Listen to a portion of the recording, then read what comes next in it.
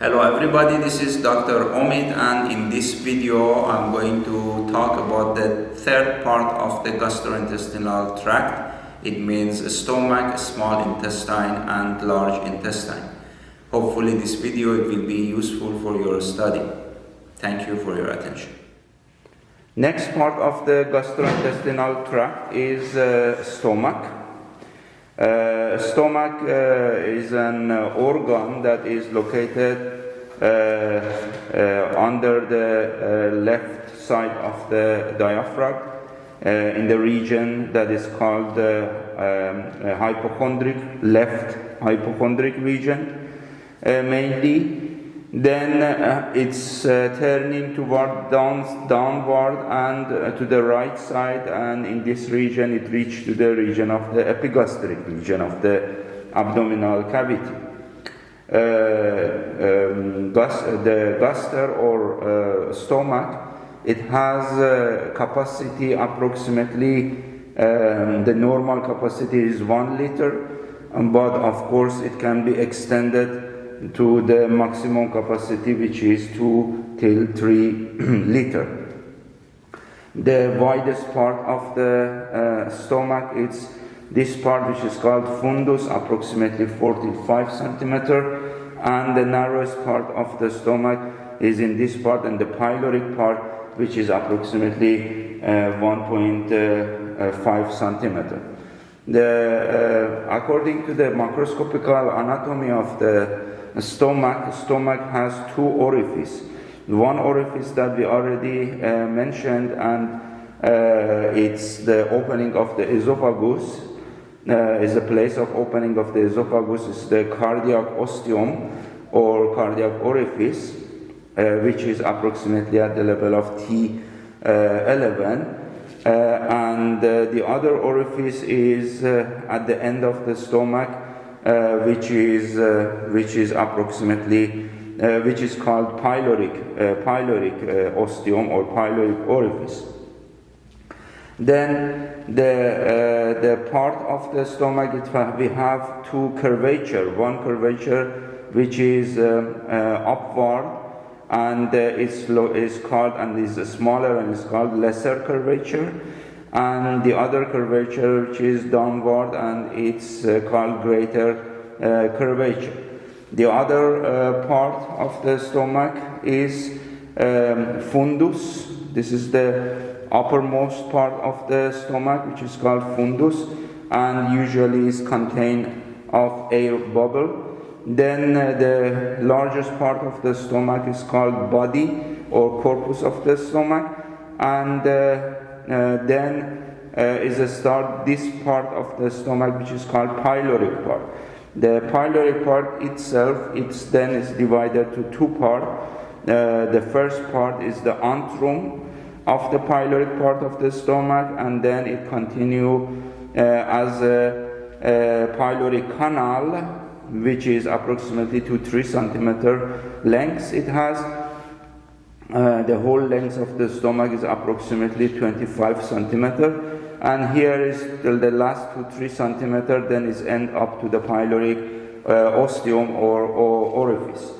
The place we have also 2 notch or incisura. One notch which is located between the fundus and the esophagus is this one, and is called cardiac notch. The other notch, it's the determining the border between the body, where the body is finishing and the pyloric part is starting, is this notch, which is called angular notch. The border between the antrum of the pyloric part and the pyloric canal, there is a sulcus, which is called intermediate sulcus. So the stomach, for the recapitulation, you can see it has 2 orifices, the cardiac orifice and the pyloric orifice. It has 2 curvature, lesser curvature, which is upward, it's going toward the esophagus and the liver and duodenum, which is making the lesser omentum, and under that it's the omental bursa or lesser sac is located, and then the greater curvature, which is downward, it goes to the transverse colon, and here is the place of attachment of the greater omentum. Then it has two notch, the cardiac notch and the angular notch. Then we have the fundus, the body and pyloric part, which is composed of antrum and pyloric canal.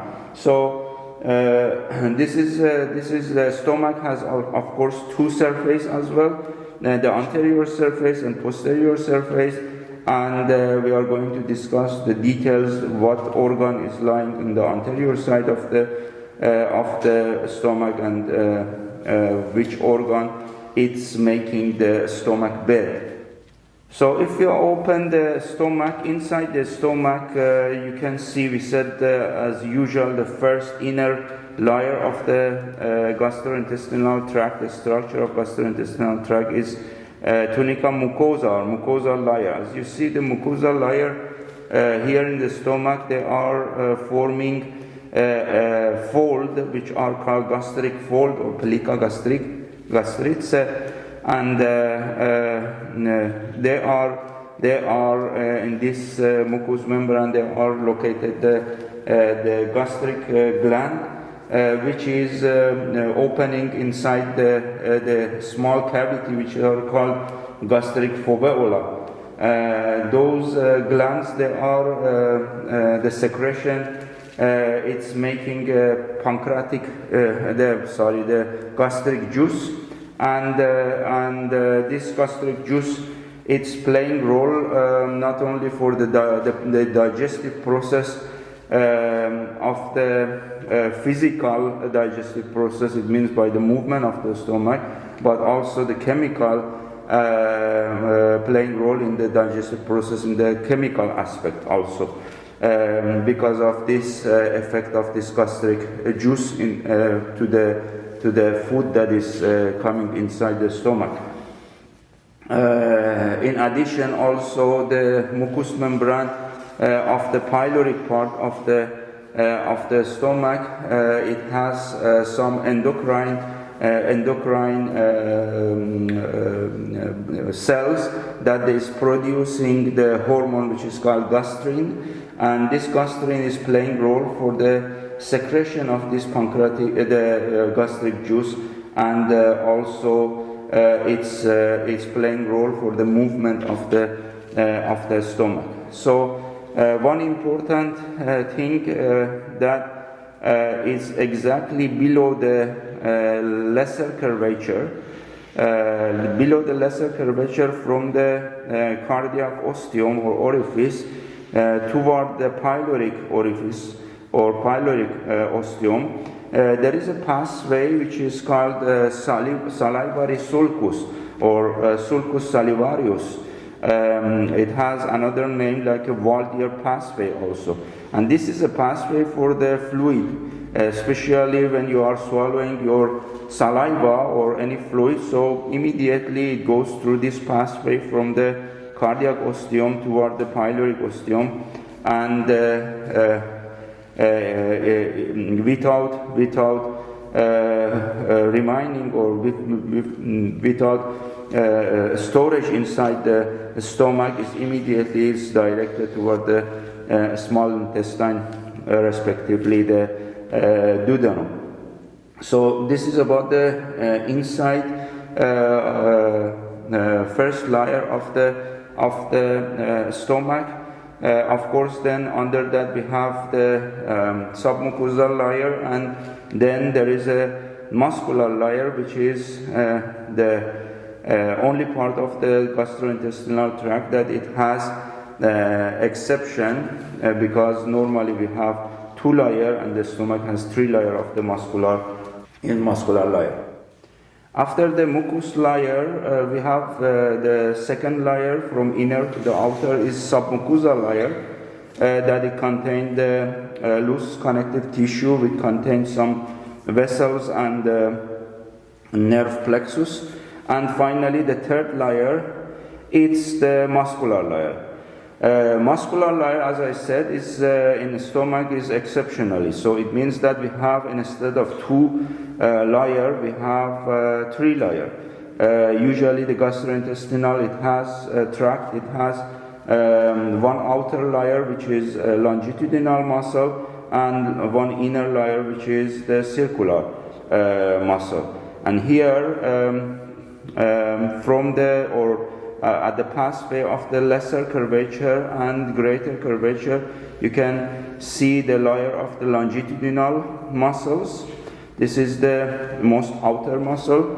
Then after that, there is a circular fiber. The circular fiber, usually it will be at the pyloric part. It will become very strong and thick, and they make the a sphincter, like a pyloric sphincter, that it will allowing to release the food, digested food, to the first part of the small intestine, which is duodenum. So this is the controlling the entrance of the temporary or the not complete digestive food to the small intestine. So finally we have the deepest layer, the deepest muscular layer, which is exceptionally here, and only we have it in the stomach, and is this layer, and it's called oblique fiber or fibra obliqua. It's coming or is the direction is from the cardia of the stomach and toward the greater curvature of the stomach. It's passing, and this is the most deepest layer of the muscular layer of the stomach. So this is the muscular layer, and finally the most outer layer here in the stomach, because the stomach is intraperitoneal organ. It means that it's inside the peritoneal cavity. In this case, the most outer layer is serous layer that is covered the complete stomach, so complete part of the stomach. So as I mentioned, the stomach has 2 surfaces, the anterior surface and posterior surface. In this picture, we are showing you the projection of the anterior wall of the abdomen. It means that if you are looking from anterior side toward the wall of the abdomen, there are some structure that they are covering the stomach. Here in the right side, as you see, is the place of the liver, specifically the lower surface of the liver is projecting in this part of the stomach in the right side. Then this part that in the left side you can see here and upward, it's the projection of the diaphragm. So diaphragm here is on the anterior surface of the stomach. It's located, and here in this part there is no organ covering the stomach. So this part of the stomach, that's why it's called the facies libera, or free surface of the stomach, and this is directly projecting toward the anterior abdominal wall.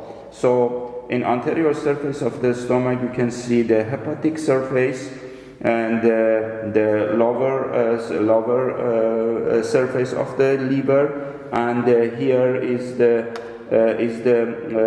diaphragmatic surface, which is the left side of the diaphragm, and here is the facies libera, or free border, which is projecting to the anterior abdominal wall. Then vice versa, the posterior surface of the stomach. So if you see through the stomach and you pass through the stomach, you will see the stomach is sitting and lying on the organs that they are making the stomach bed.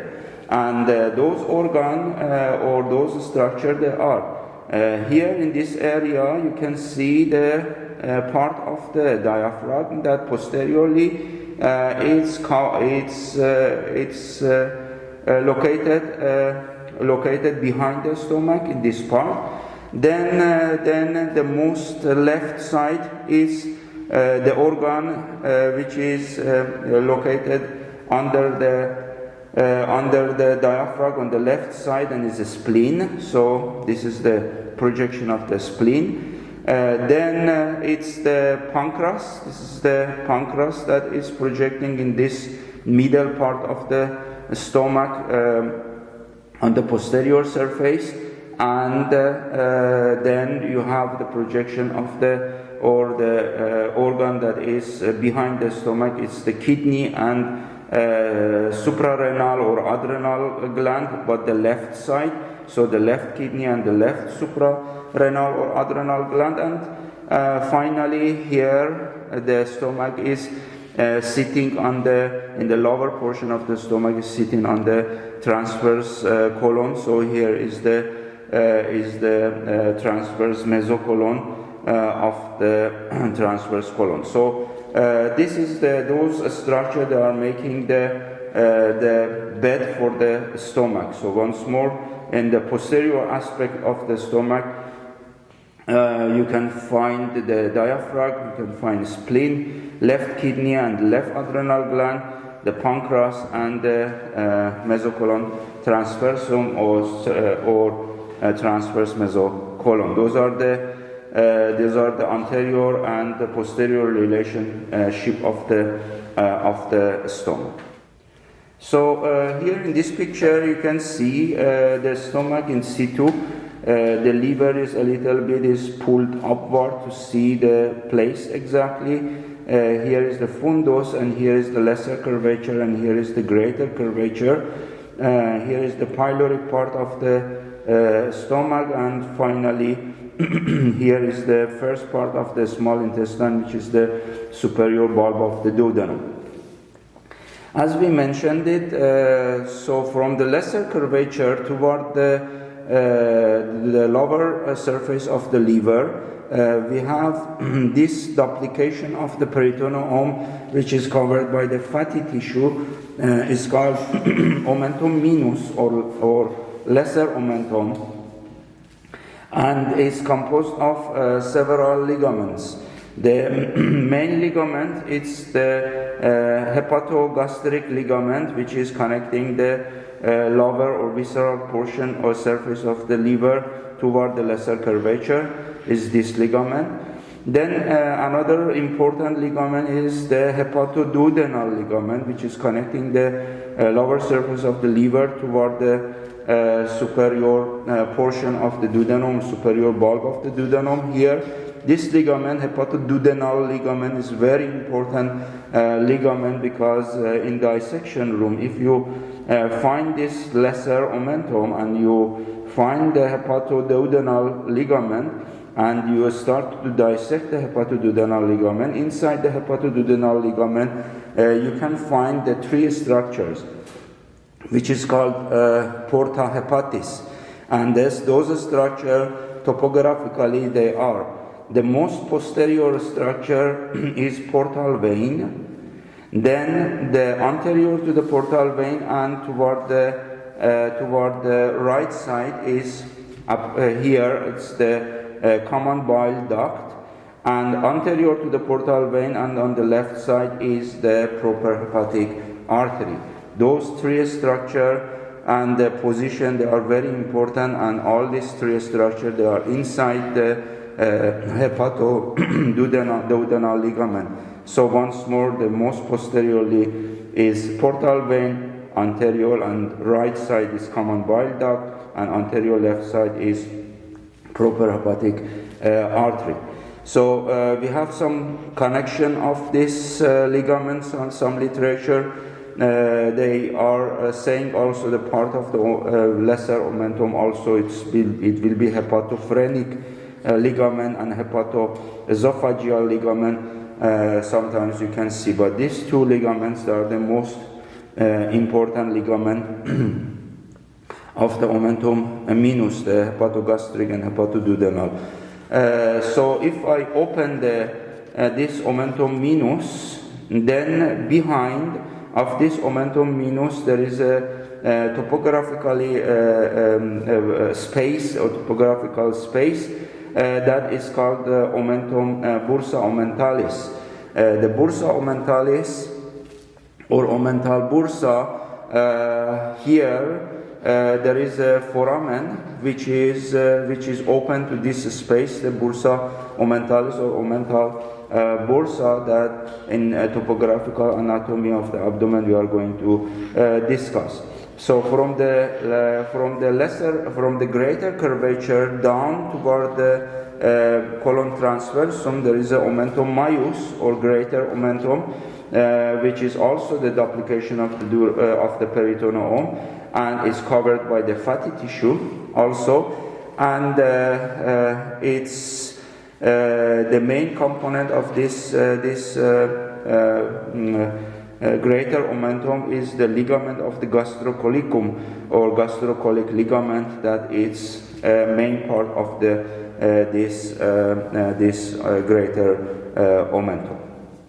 So here is the sagittal section through the abdomen at the level of the stomach. Here is the stomach. Here is the liver.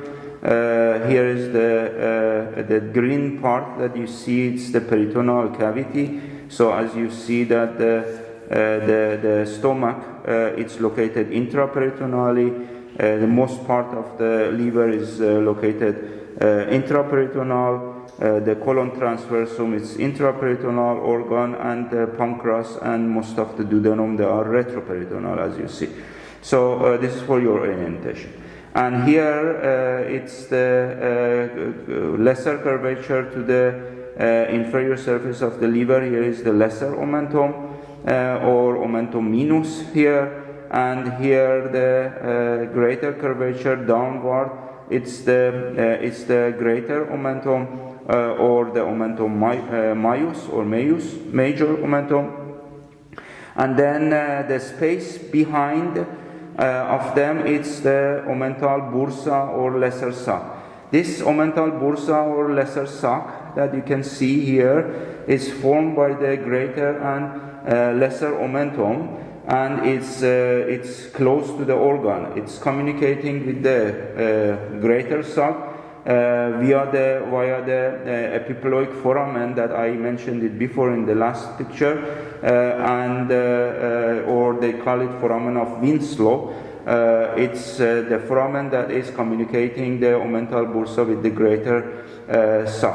So the border of this omental bursa is that the anterior margin, it's the quadrate lobe of the liver, and the lesser omentum, the stomach, and gastrocolic ligament. The gastrocolic ligament, it's making the omentum maius or greater omentum, and also the another ligament that takes part in this greater omentum is gastrosplenic ligament or gastrolienalis ligament. So this is the anterior border. The lateral margin is is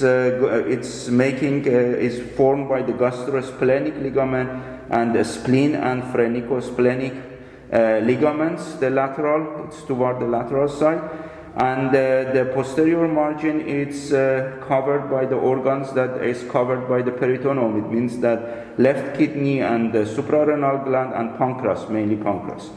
Then the inferior margin is the greater omentum or the omentum maius, and superior margin is the liver. So this is the border, and this omental bursa, it has the communication like a superior recess, like a splenic recess, like a inferior recess, and folds, and this recess, they are around, also it's reached around the cecum and duodenum also.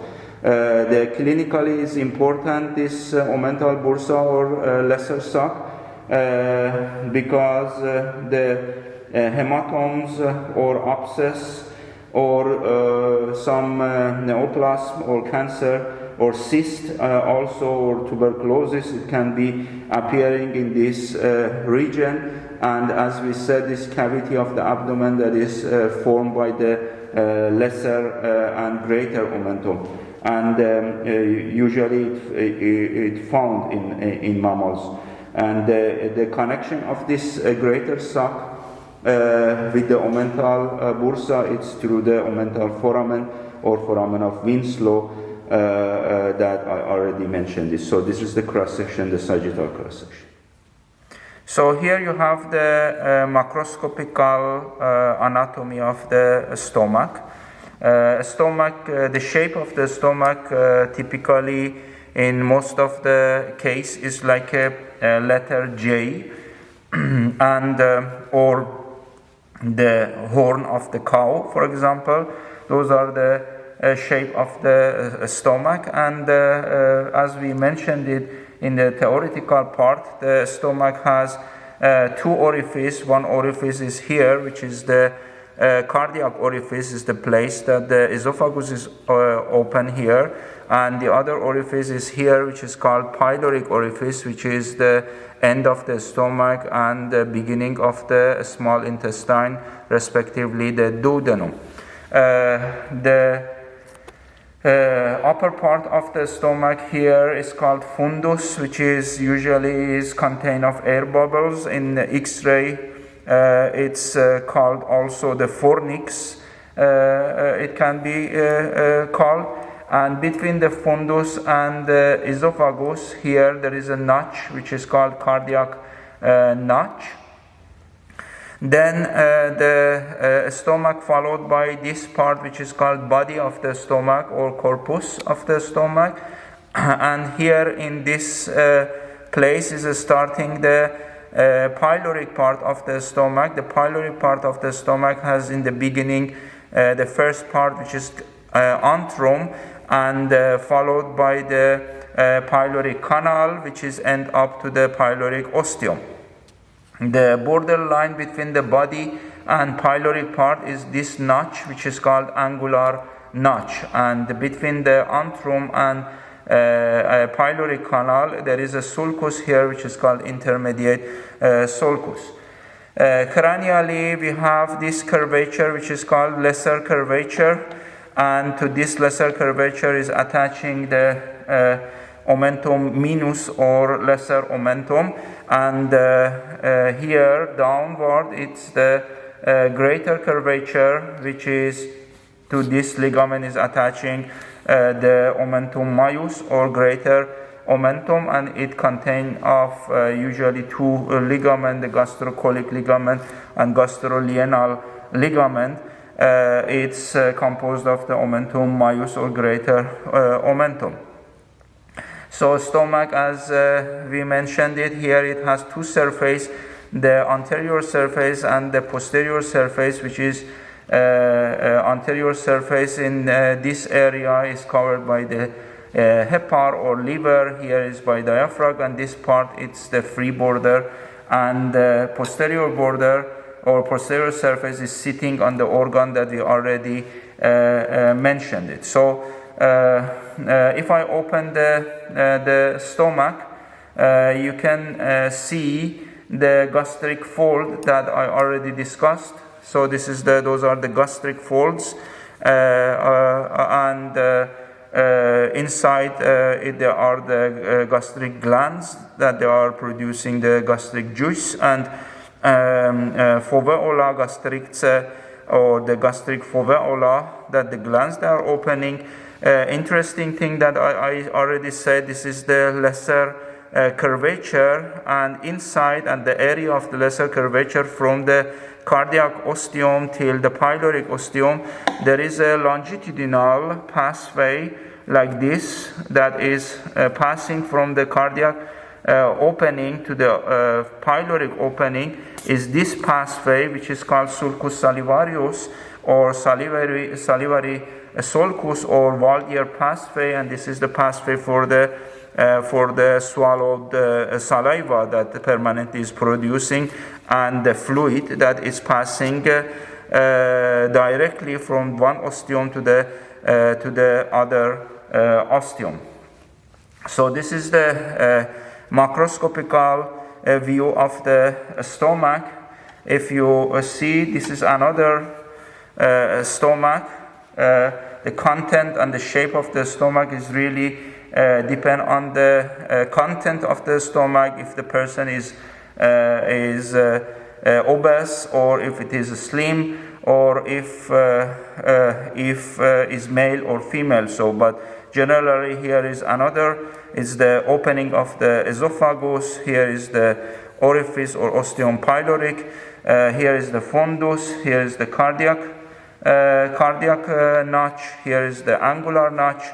Here is the lesser curvature, and here is the greater curvature. As you see, here is the fundus, here is the body, and here is the pyloric part, which is divided to the antrum and pyloric canal. So if I open, so here is this is the stomach, that as you see the gastric fold, they are diminished the size, and almost we don't have this typical gastric fold that the food is accumulated inside, and the pH, acidic pH, and the gastric juice is affecting on it chemically and physically. So here is by chronic inflammation or any other disease, this fold, it will be disappear, and that's why the layer of the stomach is becoming very thin, and it make the gastric ulcer or any other disease that can happening in these diseases. So after the stomach is starting the small intestine. Small intestine is the longest part of the digestive tract. Approximately the length is 5 till 7 meter, and the diameter is variable in different part. It's between 2 till 4 centimeter. So the small intestine, generally the characteristic part of the small intestine is that inside the wall of the small intestine, at the mucous membrane, you have the specific folds that they are called circular folds, or plica circularis, which is at the surface of them. They are the structure which are called villi intestinalis, or intestinal villi or microvilli, which is increasing the size and the surface of the small intestine for absorption of the nutrition and wanted material. Inside this mucosa and submucosal layer, we have the glands that they have their own secretion, and it's helping for the lubrication and also for the digestion of the content of the intestine. The epithel of the intestine, the small intestine, is the cylindrical epithel, and this is the general structure about the small intestine. The small intestine, we divide them to 3 parts. The first part of the small intestine is duodenum. Then it's followed by the second part of the small intestine, which is called jejunum, and finally the last part of the small intestine, which is ileum. This picture that you are seeing is duodenum. Duodenum is the first part and the shortest part of the small intestine. The length is approximately 25 or 25 till 30 centimeter, and the widest or the diameter is the 3 till 4 centimeters. So this is the widest part of the small intestine. As we said, the duodenum, the shape of the duodenum is like a letter C, and it has different parts according to its pathway that I'm going to discuss. This is the pylorus of the stomach. that we mentioned that the pyloric canal, it's ending, and immediately this yellowish color is the starting of the and beginning of the duodenum. This beginning of the duodenum is called the superior part of the duodenum, or superior bulb of the duodenum, or also is called the ampulla of the duodenum. This part of the duodenum exceptionally is together with the last part. They are inside the peritoneal cavity, so it's considered as a intraperitoneal. But the majority part of the duodenum is outside of the peritoneal cavity, and that's why it's mostly the retroperitoneal organ. So that's why we call it sometimes the secondary retroperitoneal organ. So behind this superior part, or the superior bulb of the duodenum, we can see that that in front of this part, it passes the liver and the visceral layer of the liver, and behind of this superior bulb, which is or ampulla, it passes this duct that you can see. It's the common bile duct, or ductus choledochus, or common bile duct, which is immediately posteriorly or dorsally it's passed from the superior part of the duodenum, together with the artery, which is here and is not drawn in this picture, and is called gastroduodenal artery. And the last structure that it passed behind the superior bulb of the duodenum is the portal vein. So duodenum, it's finishing at this place, which is called the superior flexure of the duodenum, and then is starting the largest part of the duodenum, which is called descending part of the duodenum. Descending part of the duodenum is approximately 6 till 10 centimeter, and it's going down in front of the hilus of the right kidney, and finishing at this point, which is called the inferior duodenal flexure. This part, it's as we said, is retroperitoneal, and also at the posterior wall of the descending part of the duodenum, there is a fold which is called longitudinal fold, exceptionally, because we said that in small intestine, which is duodenum, also it's belong to that. It's usually we have the circular fold, but only in the descending part of the duodenum, in the posterior wall, we have a longitudinal fold. That in this longitudinal fold, you can find at the center one papilla, which is called the major duodenal papilla, or papilla fata. It's the very important structure. That is the place that two structures they are open here in the major duodenal papilla, or papilla fata. One structure that already we mentioned, this is the common bile duct that is open here, and the other structure is the pancreatic duct. These two structures, they are variation. They can join together and they open together, or each of them separately they open to the major duodenal papilla. But here, before their opening, there are one sphincter, which is called the sphincter of Oddi, or Oddi sphincter, that we are going to discuss about the pathway of the bile and pancreatic duct, that they are regulating the releasing of the content of this two structure to the duodenum.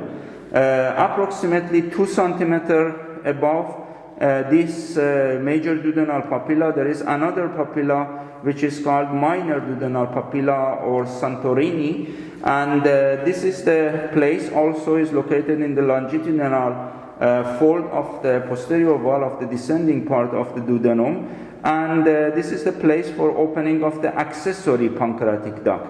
Accessory pancreatic duct is open to the minor duodenal papillae, which is very important. So after the descending part, then at the level of the inferior duodenal flexure is starting the inferior part of the duodenum, which is passing horizontally.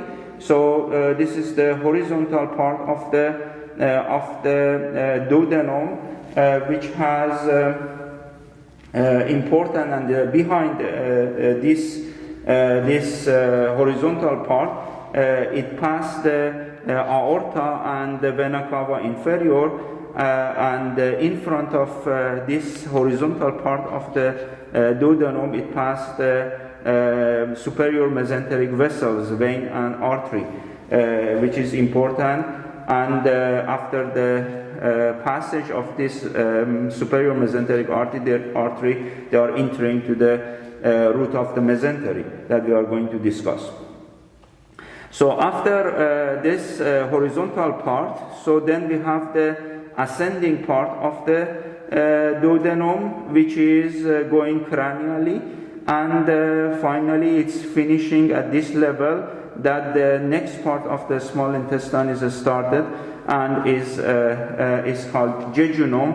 So this junction is called duodenojejunal flexure, and this part, it's somehow also it's inside the peritoneum, so it's called intraperitoneally, so at the end of the duodenum. So as I mentioned, that the duodenum is C-shape, or sometimes they call it U-shape. It's between these different parts, superior part, descending part, horizontal part, and ascending part. It will remind the window, or the opening of the place, which is at the level of the L2, which is very important. And in this, they call it duodenal window. And at this place, there is a position of the location of the head of the pancreas. So head of the pancreas at the level of L2 vertebral column, it's projecting at the level of the duodenal window. So this is about the duodenum, and also duodenum also it has one specific glands, which is mainly is located in the submucosal layer, and it's called a specific name, which is called Brunner's gland, and they are the secretion, they are alkaline. This is because when the content of the stomach is coming to the duodenum, it neutralized the acidic environment that it was existing in the stomach. As you know, the stomach, the acidic environment, it goes till the pH 1, so it's highly acidic. So when it enters to the duodenum, which is the mucous membrane, is not ready to accept this acidic environment, this Brunner's gland, they are producing alkaline secretion that they are neutralize this acidic acidic environment. So when the L2 it's located in the duodenal window, so we can say that the superior part is approximately at the level of L1, and the descending part of the duodenum, it's at the level of L2 till L3, and horizontal part is at the level of L3, and ascending part a little bit, it's going up again at the level of L2. Those are the approximate level of the duodenum. So this is the again duodenum when we are opening it. So as we said, that here is the pyloric ostium or orifice when this stomach is finishing, and here is starting the duodenum. So the superior bulb, the descending part, horizontal part, and ascending part. And what I wanted to show you in this picture, there are this circular fold, which is at the surface we have the villi for the increasing the surface for the absorption of the nutrition. And this circular fold at the duodenum is the thickest part, and the length is the highest circular fold that it can be seen in the small intestine. So whatever generally, just remember, whatever we are going from the duodenum toward the ileum, so this circular fold, they are becoming much more thinner and almost at the level of the ending of the ileum and close to the large intestine. This circular fold, it will be disappear more or less. So generally from the beginning till the end of the small intestine, whatever you are close to the beginning, the circular fold, they are thicker and higher, and whatever is finishing or ending of the small intestine, the circular fold is narrower and shorter. Here at the descending portion of the duodenum, you have the posterior wall, you have the longitudinal fold, as we said, only in this part you can, and this longitudinal fold, you have these two papilla. One papilla that already I mentioned, this is the major duodenal papilla. There is a place for opening of the common bile duct and pancreatic duct. Usually at the opening of this major duodenal papilla or papilla of Vater, there are some opening which is called ampulla, and this ampulla is called hepatopancreatic ampulla, and the releasing of the content of these two structures, it's controlled by the sphincter, which is called the sphincter of Oddi. 2 centimeters above that is the minor duodenal papilla or Santorini, and this is the place for opening of the accessory pancreatic duct. So after the stomach, which is finishing at the pyloric ostium, here is starting the first part of the small intestine, which is called duodenum.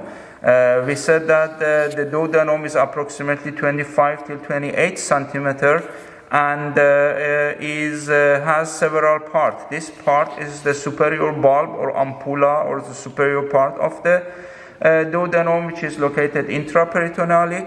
Here is called the pars descendens, or descending part of the duodenum, and after the inferior duodenal flexure, between the superior duodenal flexure and inferior duodenal flexure is located this pars descendens, and then it's continue as a horizontal part of the duodenum, which is here, and then it continue a little bit upward as an ascending part, and here is finishing the duodenum and is starting the jejunum at the duodenal junction or jejunodduodenal flexure. We said that the shape is the C-shape or U-shape structure, and between these parts of the duodenum that we mentioned there is an empty space here which is projecting the level of the L2, and in this place is located the head of the pancreas is located at this duodenal window. If I open the duodenum, you can see very nice the first character of the small intestine that I mentioned, and they are the circular fold or pellica circularis, which is in duodenum is very thick and it's very large and high.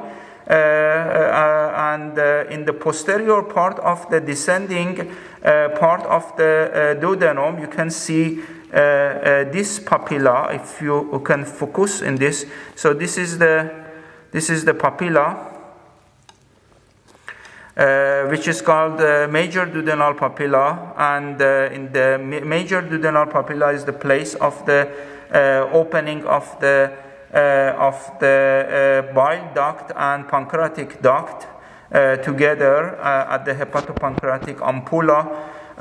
It's open in this area, and 2 centimeters above which is macroscopically is not seen usually. It's the another papilla which is called the lesser duodenal papilla or Santorini, which is the accessory pancreatic duct is open. So those papilla, they are located in the posterior part of the descending part of the duodenum at the longitudinal fold, and this longitudinal fold is just located at the descending part in the posterior wall. The other part of the duodenum, they have the circular fold that I already mentioned it. So if I take another sample of the duodenum, so again you can see the superior part, descending part, horizontal part, and the ascending part, and here is the head of the pancreas, and here is dissected the bile duct here and the pancreatic duct. They are, if I open the descending part, you can see here, suddenly you can see that the longitudinal fold, and at the longitudinal fold, very nice, you can see this papilla here. It's the major duodenal papilla that it's seen here, and this one, or papilla of the Vater, and above that, approximately 2 centimeters, is the minor duodenal papilla, and those are the circular fold. So after duodenojejunal junction or flexure is starting the jejunum, and the jejunum after several the long pathway, it's continued as a ileum. There is no specific border macroscopically that we can determine that jejunum here is finishing and ileum is here is starting. But generally it's said that jejunum it's making 2/5 of the small intestine, which is shorter, and ileum it's making 3/5 of the length of the small intestine, which is longer. Generally, the position and the location of the jejunum and ileum, they are inside the abdominal cavity, and anteriorly they are separated from the anterior abdominal wall by the omentum majus or greater omentum.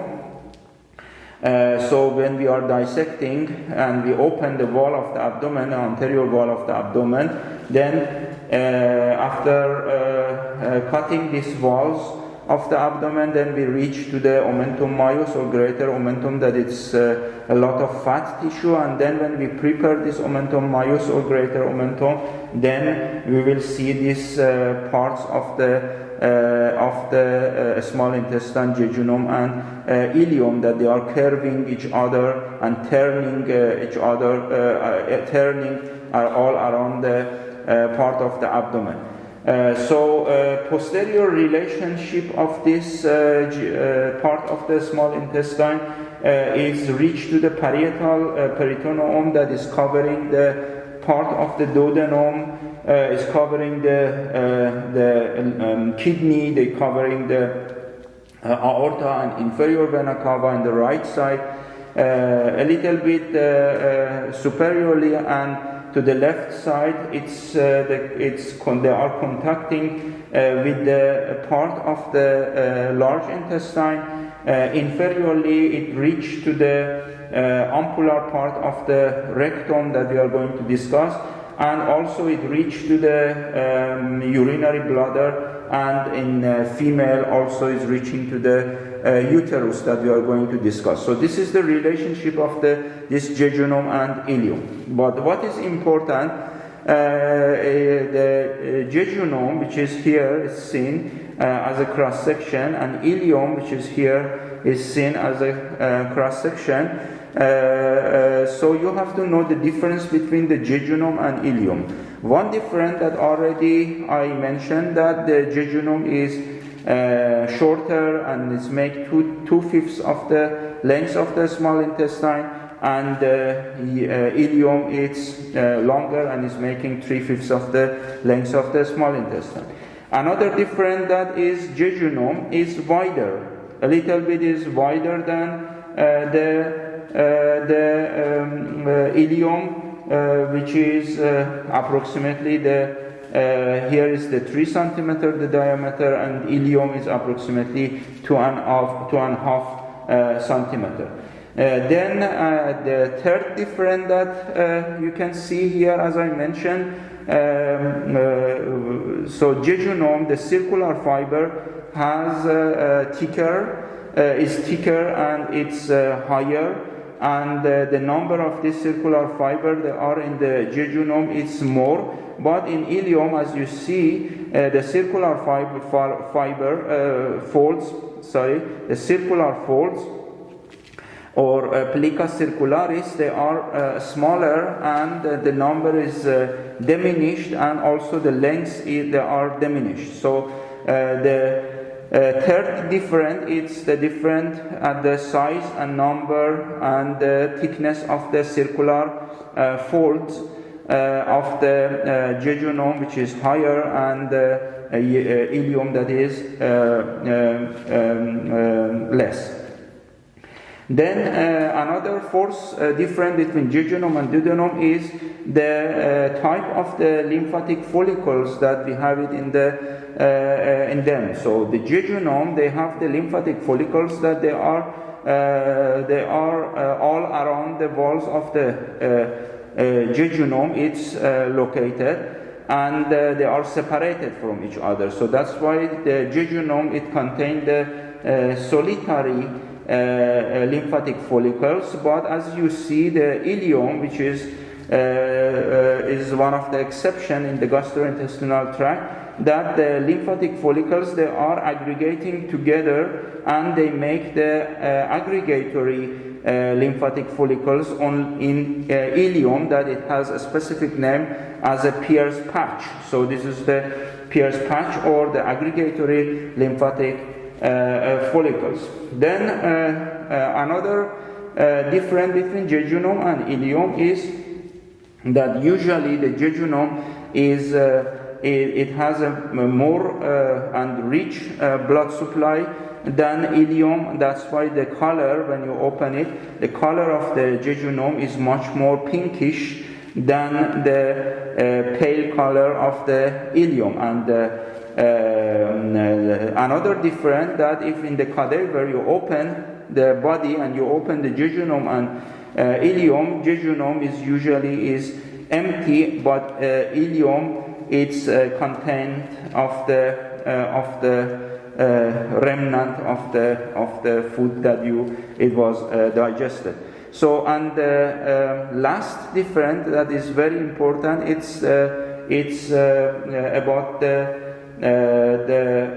position of the vessels that they are supplying the jejunum and ileum, that in next picture I'm going to show you. So the last difference between the jejunum and ileum is about the position of the vessels that they are supplying these two structures. So the blood supply of the jejunum and ileum is coming from this artery, which is called superior mesenteric artery, which is a branch of is unpaired branch of the abdominal aorta, below the celiac trunk, which is approximately located at the level of L1. And this artery is giving the branches, which is called ileal branches and jejunal branches and ileal branches. So here you can see the jejunum, and then it's continue, and here is the ileum. So as you see here, you can see that the artery that is supplying the jejunum, it's going to the root of the mesentery, and they form just one or two maximum arcades. Here there are the loop or arcades, and from these arcades till the wall of the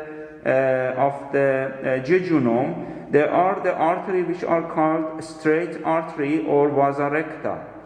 This straight artery, they are very long in jejunum. So in jejunum we have only one or two arcades, and we have a long vasa recta or a straight artery, which is approximately the length is 5 centimeters.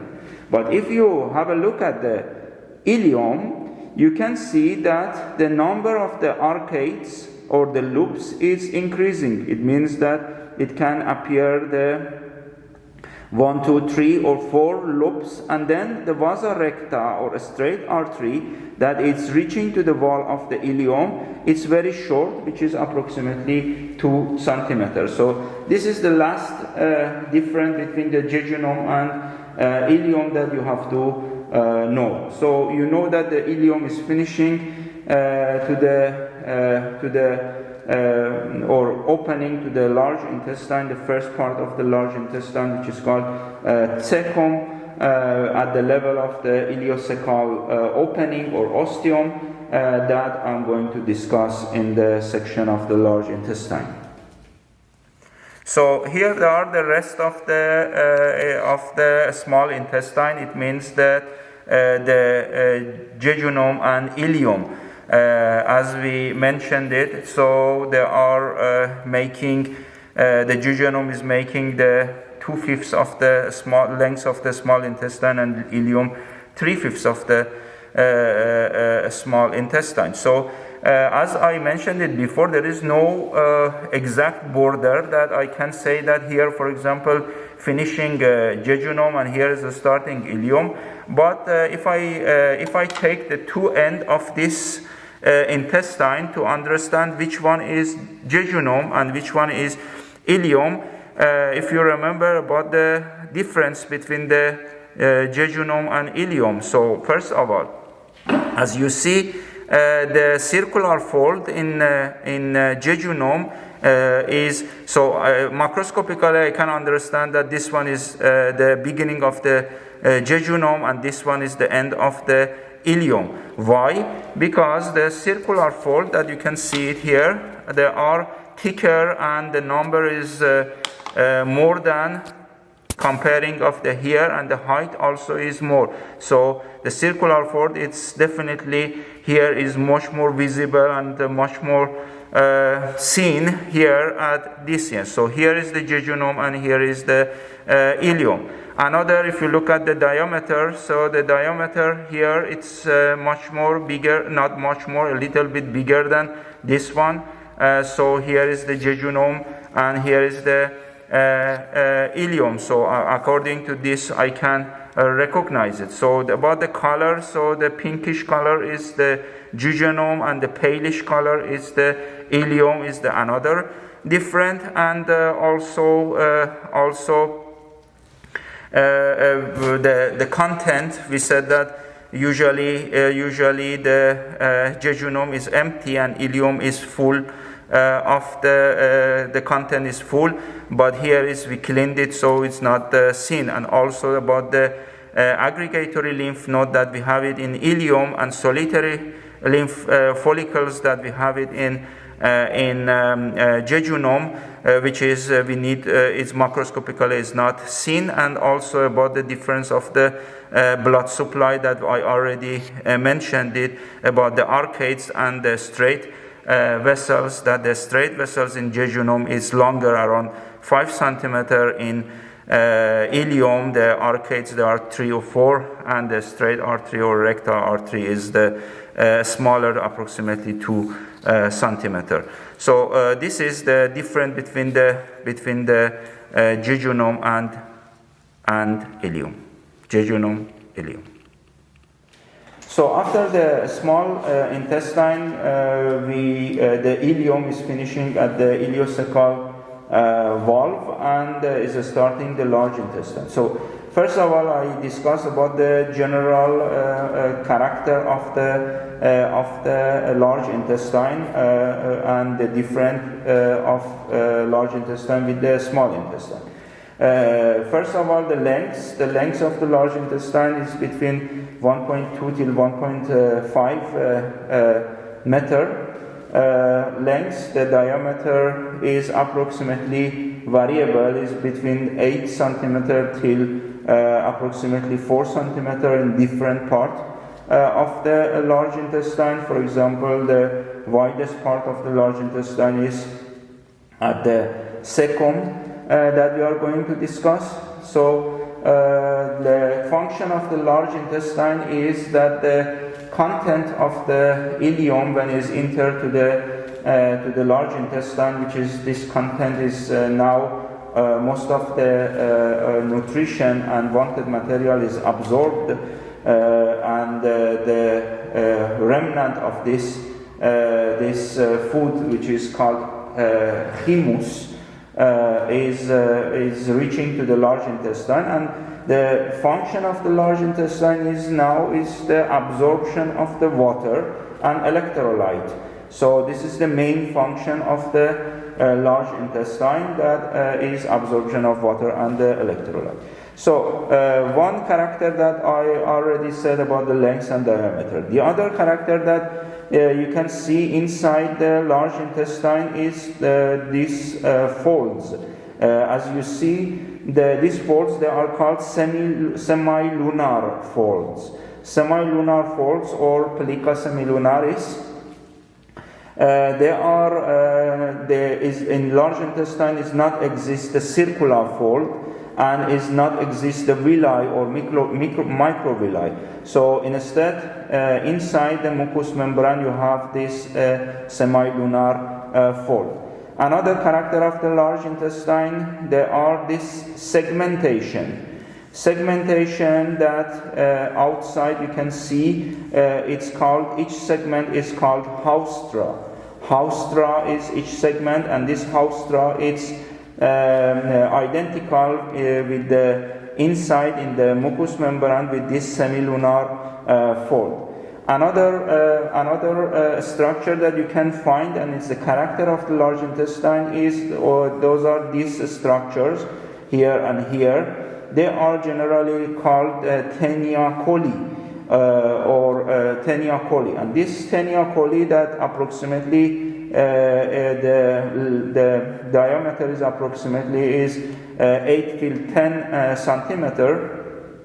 Sorry, 8 till 10 millimeter, which is 1 centimeter approximately, and they are, as a matter of fact, they are a part of the smooth muscle of the longitudinal muscles of the large intestine, and they are passing as a band on the surface of the outer surface of the large intestine, and we classified them to three groups. The first tenia that you have it, and it's located in the posterior side, and is this one is called tenia mesocolica. It's a mesocolic tenia which is located posteriorly in the place that when the intestine is connected with the peritoneum. So it means that, for example, in the mesocolon transverse. So then we have the tenia ommentalis, which is here. The tenia ommentalis is located superiorly and anteriorly, and this is the place that when the colon is connected and it's attached with the greater omentum or omentum majus. That's why they call it the tenia ommentalis or omental tenia. And finally is this tenia, which is called tenia libera or free tenia, and is located anteriorly and inferiorly, and it's free on the wall of the large intestine. So this is another characteristic of the large intestine. And finally, the large intestine, it has this processes that, as a matter of fact, they are the processes of the visceral peritoneum, and inside it they are containing the fatty tissue or adipose tissue is called the appendix epiploica or epiploic appendix. Those are the processes that they are hanging, and usually they have some stem on the wall of the large intestine. So once more for recapitulation, the characteristic of the large intestine: haustra, semilunar fold, tenia, which are divided to the tenia mesocolica, Here, the tenia ommentalis and tenia libera. Then appendix the epiploic appendix or appendix epiploica. So those are the characteristics, and of course its absence of the villi or circular fiber are the most important characteristic of the large intestine. So regarding the large intestine, the first part of the large intestine, as we mentioned, is cecum. Here is the end of the ileum, which is entering to the first part of the large intestine, and the level of the ileocecal valve.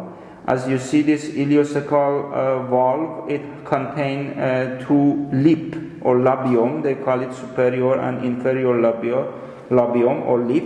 And the function of this ileocecal valve and labium is that to prevent the reflux of this chymus back to the content, back to the ileum. So it's just one-way direction that the food is going to the from ileum to the cecum. Then the cecum is located. Generally is located inside the peritoneum, so it has its own mesentery, which is called mesocecum. And if the cecum is completely mobile, they call it cecum mobile. It has all these folds of the peritoneum, which is called mesocecum.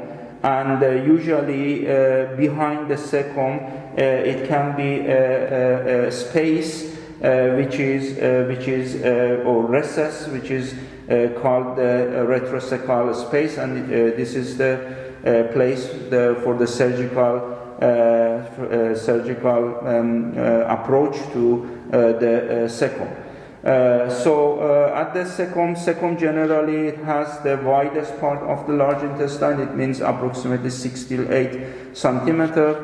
The length of the cecum is approximately 7 centimeter, which is cranially. It continue with the ascending colon. At the cecum, not only we have this opening of the ileum at the ileocecal valve, but also we can have another opening, which is the opening or ostium of the appendix vermiformis or vermiform appendix. So this is the appendix or vermiform appendix, which contains a lot of lymphatic tissue and lymphatic follicles. That's why sometimes the appendix vermiformis, it's like a worm shaped, so that's why they call it vermiformis, and that's why it's called tonsilla abdominalis or abdominal tonsil. Also is called that. It's open to the cecum at this ostium or orifice of the appendix, and sometimes in some people you can find the variation valvula of the ostium of the appendix here. Regarding the appendix, if I want to discuss about this, is the length of the appendix is variable and it's different in the different person. So it's approximately between 5 till 10 centimeter is the length of is the usual length of the appendix. The diameter is approximately 5 till 10 millimeter is the diameter, or 1 centimeter is the diameter. It's the organ that is inside the peritoneal cavity, so it has its own mesentery, which is called mesoappendix, and also inside this mesoappendix is passing the vessels, which are the appendicular vessels that they are passing in this mesoappendix. So as we said that this appendix is open to the cecum below the ileocecal valve, and here is the place that you can see. The position of the appendix also is variable in different people. different race. Also, the normal position of the appendix in Europe, usually it's the position of the pelvic position. It means that the appendix is located inside the right lesser pelvis, lesser pelvic. So it's that's why they call it pelvic position, approximately in 40%. Also, the appendix, it can goes behind the cecum, so that's why they call it the retrosacral position. Also, the position called the retrosacral is approximately in 25%. Also, the other position is the iliosacral. It means that the appendix is located medial to the cecum, so it's called the iliosacral position. And also we have the laterosacral, we have the subsacral under, and we have parasacral in front of the cecum. Those are the different positions of the appendix that you have to know it. So the pelvic position, retrosacral, iliosacral, laterosacral, subsacral, and parasacral position. So to determine the position of the appendix, we have different points that we can use, but the two of them are the main point that I'm going to discuss with the next picture. Regarding the position of the appendix, we use two famous points that is commonly used. First point is this point, which is called McBurney's point. McBurney's point is the point in the line that is connecting the anterior superior iliac spine on the right side. It means right anterior superior iliac spine to the umbilicus. This line from the spine, 6 centimeter, it's the place that it's determining the beginning of the appendix, and this is McBurney's point. The next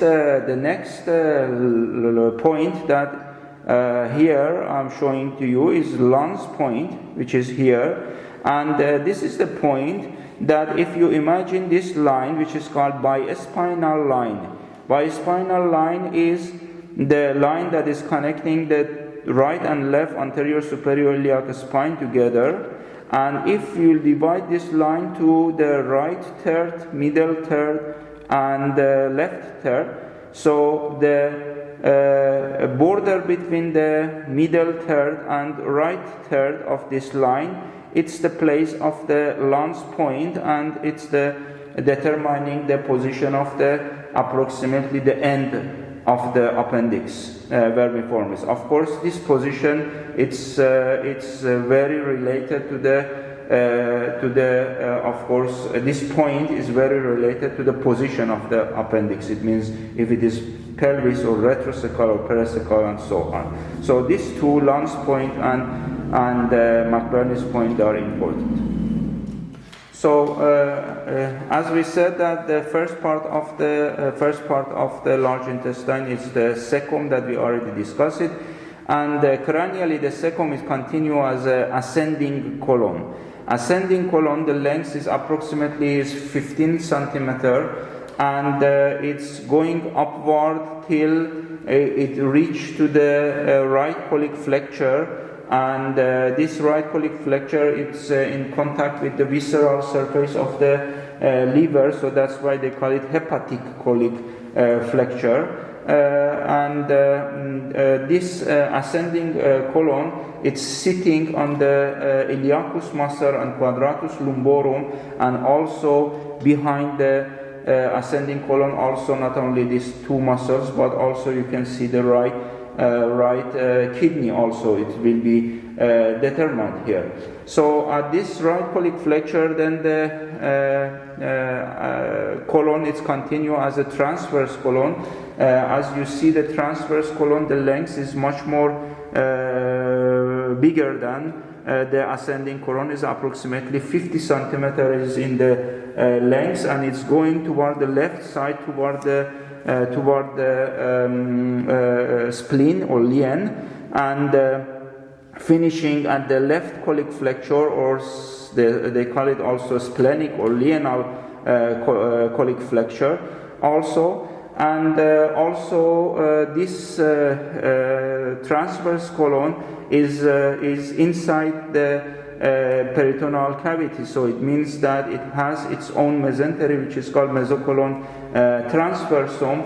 And but be careful, the ascending colon and descending colon, they are retroperitoneally, so they are not completely covered by the peritoneum. To the transverse colon is attaching two ligaments. One is phrenicocholic ligament from the diaphragm to the colic, to the transverse colon, and the other is the gastrocolic ligament that we already mentioned is the main part of the ligament of the omentum majus or greater omentum that is attaching to the here. So the transverse colon anteriorly, it has a direct relation with the anterior abdominal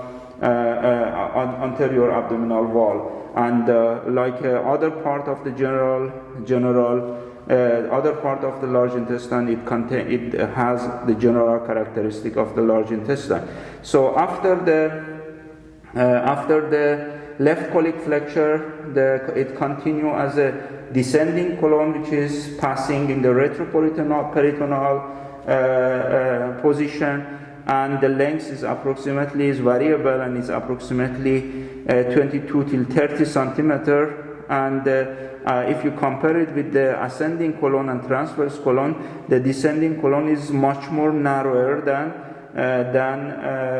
ascending, and transverse colon is approximately 3.5 till 4 centimeter. And after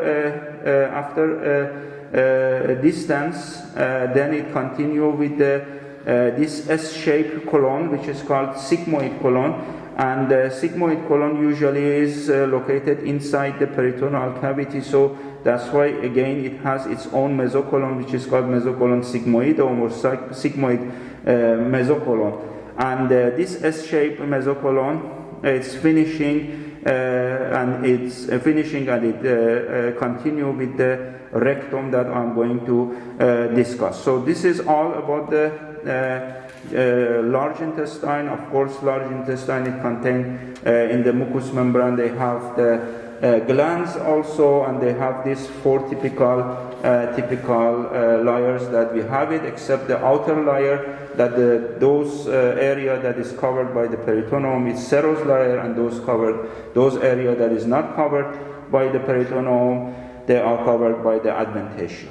So here is the end of the ileum, as you see. Ileum is entered to the first part of the large intestine, which is called cecum, which is the widest part, around 7-8 centimeter the wide, and the length is approximately 7 till 8 centimeters. So if I open the place of the opening of the ileum, you can see this structure, as you see. This is the ileocecal valve.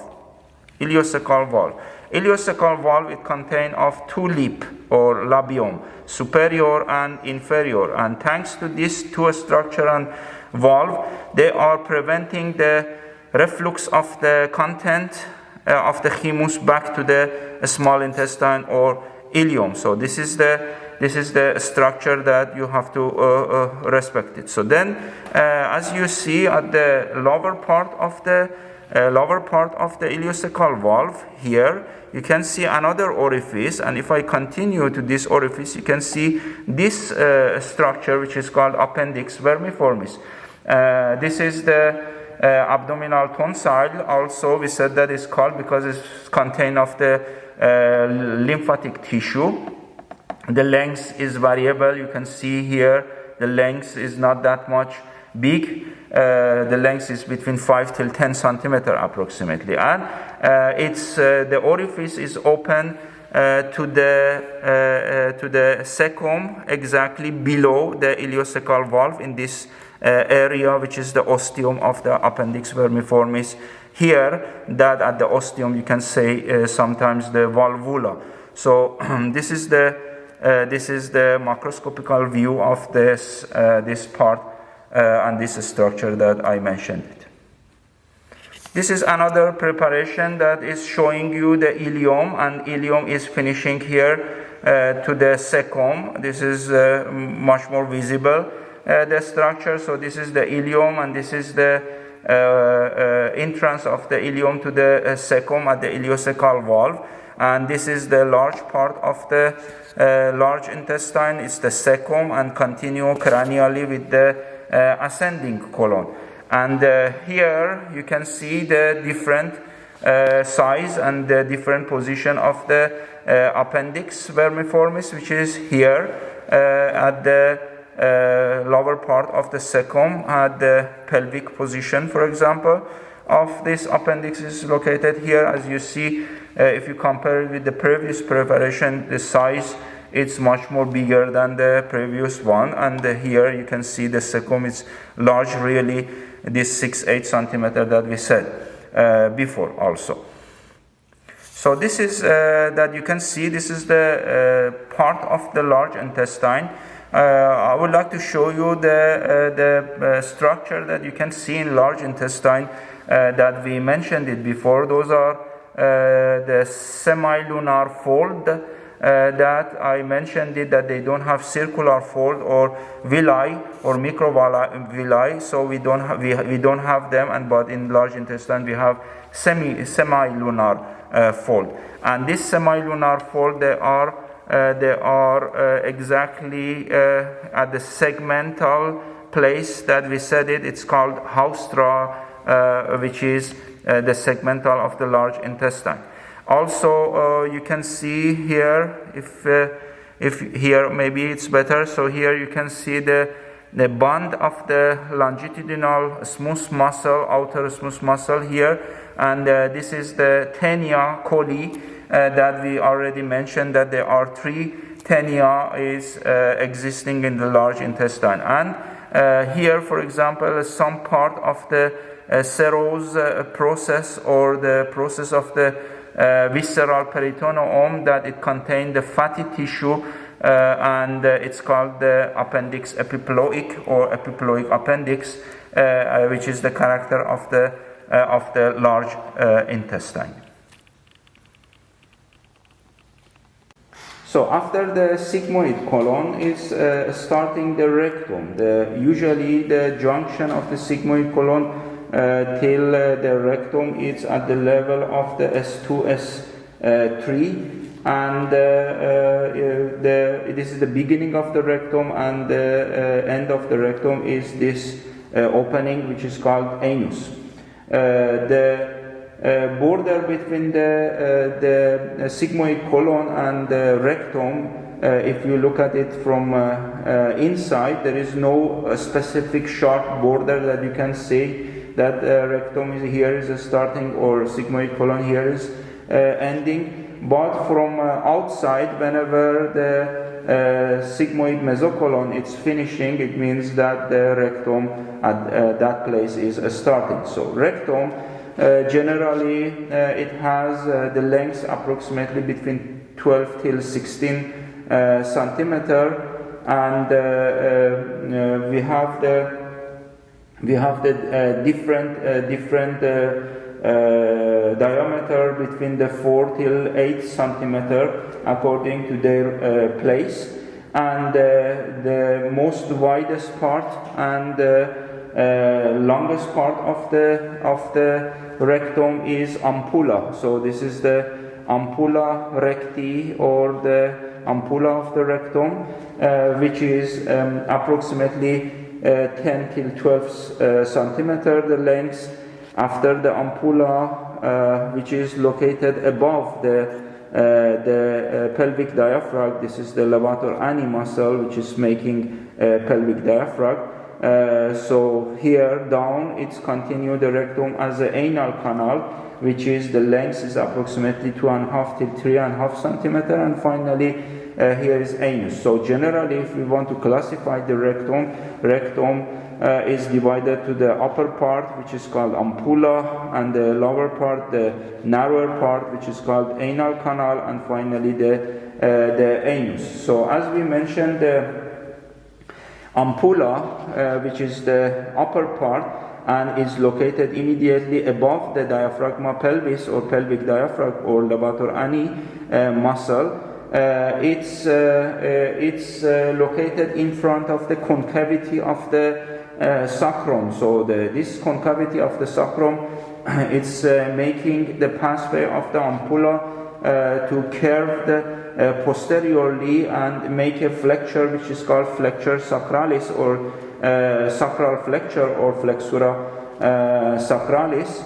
And as we said, the length of the ampulla is approximately 10 to 12 centimeter. And what is interesting inside the ampulla is some transverse fold that you can find it. We have it usually one transverse fold in the right side and two transverse fold in the left side. The right side, which is very important, and it's called right transverse fold of the rectum, or it has a specific name. It's called Colarash fold. It's important clinically because at this level, which is approximately from the anus till this right transverse fold of the rectum is approximately 6 centimeter. By rectal examination, you can reach to here. So here is determining the border of the lower border of the peritoneal cavity. So peritoneal cavity in this region, it's finishing and it's making a pouch, which is in male. In front of the rectum is the urinary bladder, so that's why they call it rectovesical pouch. And in female, between the urinary bladder and the rectum is the uterus. So we have two pouch, the recto-uterine pouch and vesico-uterine pouch. So these pouches that they are the lowest part of the abdominal, the peritoneal cavity, it's approximately is located at this level, the right transverse fold of the rectum. So by the rectal examination, if you touch this pouch, and if there is exudation or inflammation or bleeding, so it's very painful, and by the reaction of the patient you can understand that there is a process of the inflammation or infection or blood bleeding. It can happen. So this is about the ampulla. And the lower part of the ampulla, it's near to the border between the ampulla and the anal canal. It's the beginning of another flexure, which is called the perineal flexure, which is going forward this time and inferiorly. So in this rectum completely we have one flexure which is called sacral flexure, and the other flexure which is called perineal flexure. Regarding the anal canal, which is the narrower part of the rectum, and the length is approximately 2.5 to 3.5 centimeter. It's at the surface between the border between the ampulla and is between the ampulla and the anal canal. The anal canal, which is the length is approximately 2.5 to 3.5 centimeter. As you see the anal canal, and as before we said, anal canal is at the level of the under the pelvic diaphragm, or the level of the levator ani muscle is located, and from there is starting the second curvature of the rectum, which is the perineal flexure, which is going forward and downward.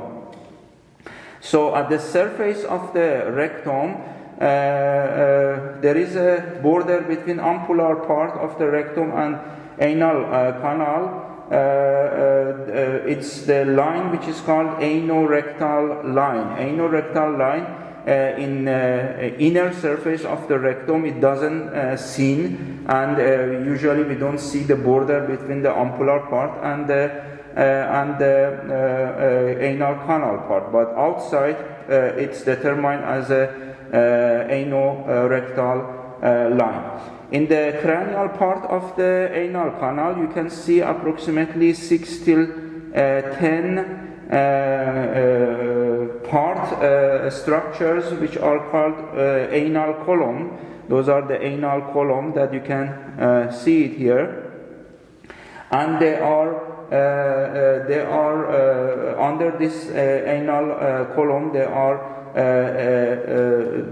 structured the venous plexus, and also some smooth muscle is located in this area, and is important between this anal column. There are the spaces which is called anal sinuses, and those are the place that usually the parasites they are accumulating in this anal sinuses, that they are located between the anal column. And the anal sinuses caudally, it's closed by these structures that you can see, and they are called the anal valvulae, and they are closing the anal sinuses caudally.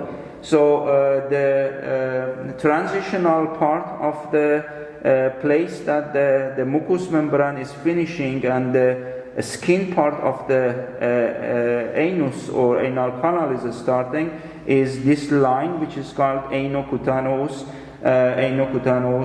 line, and it's is lying in the lower portion of the sphincter muscles of the internal sphincter muscles of the rectum. Since we have it here, we have two muscles, so be careful here that at the level of the submucosal connective tissue, at the level of the columna analis or anal column and anal sinuses, you have the venous plexus, as we said it, that is under the anal column is located, and this zone that it's called the hemorrhoid zone, because it's usually it's the place of the hemorrhages and the bleeding in this area. So that's why they call it the hemorrhoid zone. Then regarding the muscles, we said that we have the internal anal sphincter, which is the smooth muscle, and the contraction of this muscle is not under your control, is involuntary and is supplied by or innervated by autonomic nervous system. So internal anal sphincter, it's innervated by autonomic nervous system, that we said it, and the place of the internal sphincter of anal canal, it's at the level of the hemorrhoid zone, the place that the columna and the sinus and the valvula is located, and also at the place of the, or at the range of the place of the pecten analis, or the anal pecten, which is here. It's the place of the internal anal sphincter. Then under the pelvic diaphragm, which is this one, and is levator ani muscle, we have the external anal sphincter, and this external anal sphincter, it has three parts. The superior or the cranial part, the most cranial part, is called the deep part or pars profunda, and under that is pars superficialis or superficial part, and the most lower part it's the cutaneous part or pars cutana. So external anal sphincter is composed of the skeletal muscle, and in this case is innervated under the control, the function is under your control and is voluntary and is innervated by the pedunal nerve from the sacral plexus. But internal anal sphincter, it's made by the smooth muscle, the circular muscle of the smooth muscle, and is innervated by autonomic nervous system. In children that they are not controlling the defecation, So because the development of the nervous system is not complete by the developmental, by the growing of the child, you can teach how, and the development of the nervous system, you can teach the child how to control the contraction of the external anal sphincter. In this case, he can control his defecation. So this is about the rectum and anal canal, and all part of the rectum that we said. The last things that is the outer layer, which is the serosa and adventitia. As we said that the rectum is just covered by the peritoneum, the upper part of the rectum, till the right transverse rectal fold or Colarache fold. It's the place that the peritoneum is reached, and the relationship of the rectum with the other structure according to the peritoneal cavity, it's two excavation or it's two pouch. One is rectovesical pouch or rectovesical excavation in male, and rectouterine pouch, and the other pouch in female is the vesicouterine pouch. It's the two excavation or pouch that we have it in female, and we are going to discuss in the urogenital system. There is the last things also is that in two sides of the rectum also there are part of the short shallow deepness of the peritoneum, which is called pararectal recesses, that also it's seen in the both sides of the rectum. Dear students, that's all about the third part of the gastrointestinal tract or digestive system, which we were talking about the stomach and the small and large intestine. Hopefully this video will be useful for your studies, and I would like to thank my colleague Dr. Petrashe for his help, and stay safe and study hard. Thank you for your attention.